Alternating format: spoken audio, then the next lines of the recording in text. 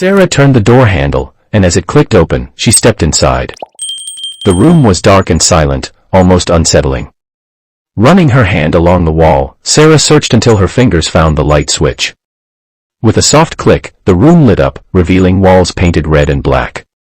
The space was mostly empty, except for a few scattered chairs. At first, nothing seemed unusual. Sera sighed, ready to leave. But then, something caught her eye. The wall had faint lines, almost like the outline of a hidden door. Her father's voice echoed in her mind, telling her stories of secret chambers and hidden treasures. Curiosity pushed Sera forward. She pressed the wall gently, and it shifted, revealing a hidden room behind it. Her instincts had been right. Sera stepped inside and froze. The room sparkled with gold, silver, and diamonds. Everywhere she looked, treasure gleamed under the light, neatly arranged. Her heart raced as she realized the unimaginable wealth before her. It was worth billions. Sera walked further into the room, her fingers brushing lightly against the treasures. Each piece seemed more breathtaking than the last. This was undeniable proof of Zachery's vast wealth. Yet, as she admired the riches, a bitter truth gnawed at her. Zachery's cold and ruthless nature seemed to stain everything he owned. In the corner of the room, one diamond stood out. It rested inside a glass case, separated from the rest. Sera's chest tightened as she stepped closer. The diamond looked heartbreakingly familiar. Then it struck her. It was her father's diamond. Tears welled in Sera's eyes. Her father had discovered this diamond years ago while working as a miner. Before his death, he had entrusted it to her with strict instructions to sell it only when she turned 25. But after his passing, the diamond had vanished. The truth hit Sera like a blow. Her father must have refused to sell the diamond, and Zachery, greedy and merciless, had likely taken it by force. Had Zachery murdered her father for this? Was this why her mother had disowned her? The pieces of the puzzle fit together, and the realization was unbearable. Sera's father had been killed for this diamond, and now it was displayed here like just another trophy in Zachery's collection. Sera reached out to touch the glass case, her hand trembling. But before she could, a noise stopped her. Someone cleared their throat. Sera froze, turning around slowly. There, in the doorway, stood Zachery. His cold, piercing eyes locked onto hers, and the room seemed to grow colder. Her heart pounded with fear. What happened next was a blur. Fear and shock overwhelmed her. When Sera regained consciousness, she found herself lying on the hard floor of a cell. The events from the hidden room replayed in her mind, each memory more painful than the last. Sera realized she was trapped, not just in this cell, but in a life controlled by Zachery. He had taken everything, her father, her brother, and now her freedom. The cell door creaked open, and Zachery stood there, his shadow long and menacing.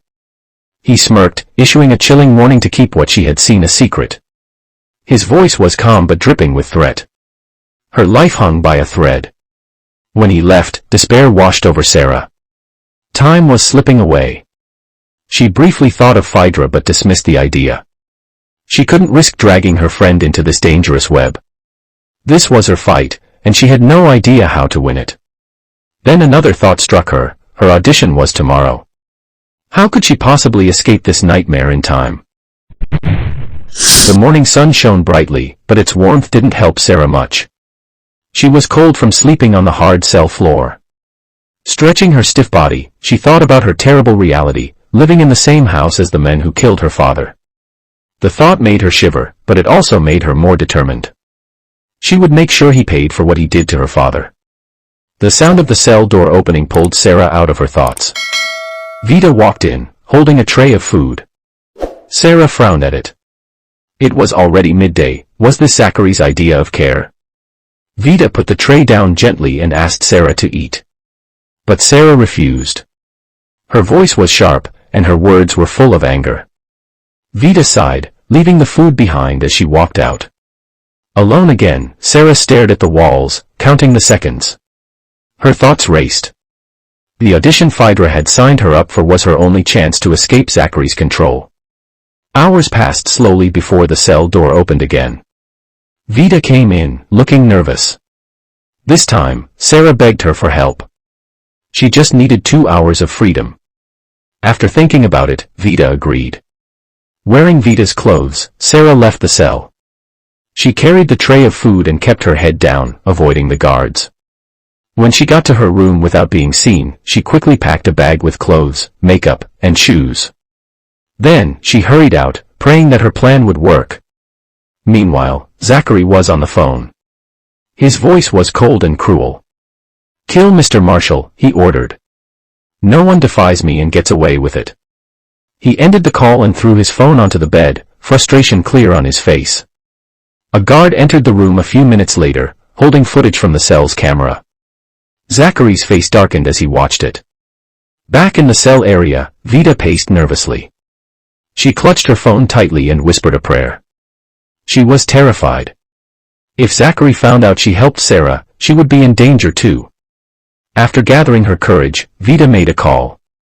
When the man on the other end answered, she explained Sera's situation in a low voice. The man was angry. "In the cell." "Why?" he shouted. Vita explained that Sera might have seen something she wasn't supposed to. The man calmed down but spoke firmly. "Keep her safe. This will end soon." Vita promised to try her best, but fear was clear in her voice. Just as she hung up, a voice behind her made her freeze. "What are you doing?" The cold, threatening tone sent a chill down her spine. Her phone slipped from her shaking hands as she turned around. She felt doomed. That was the only thought in her mind as she stared into the piercing eyes before her. Vita grew nervous as the cell guard approached her unexpectedly. She quickly assured him everything was fine, but deep inside, she worried about Sera's safety. Meanwhile, Sera reached Phaedra's house, desperately needing to prepare for her audition.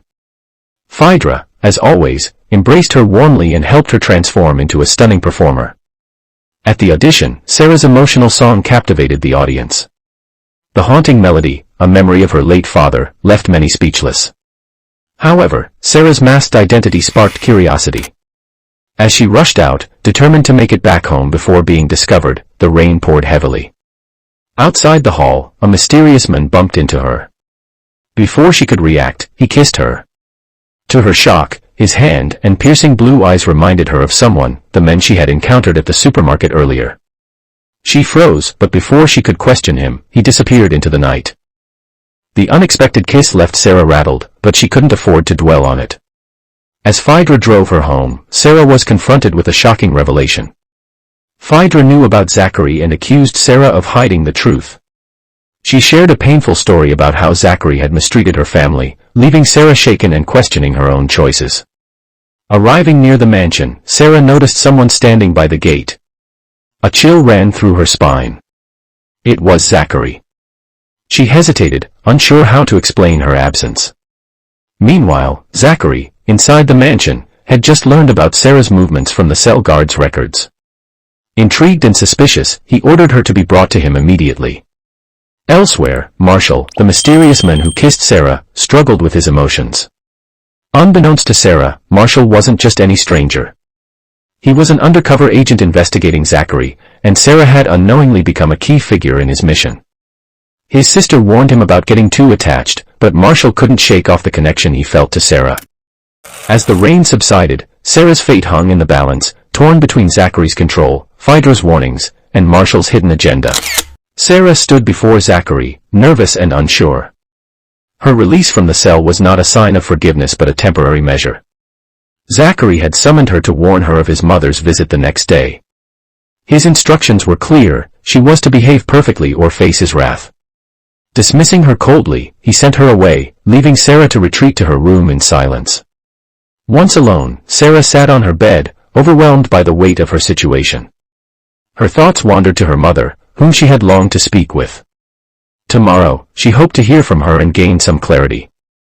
Exhausted, Sera lay down, letting sleep take her as she clung to the faint hope of a better tomorrow. The morning arrived with sunlight streaming into her room.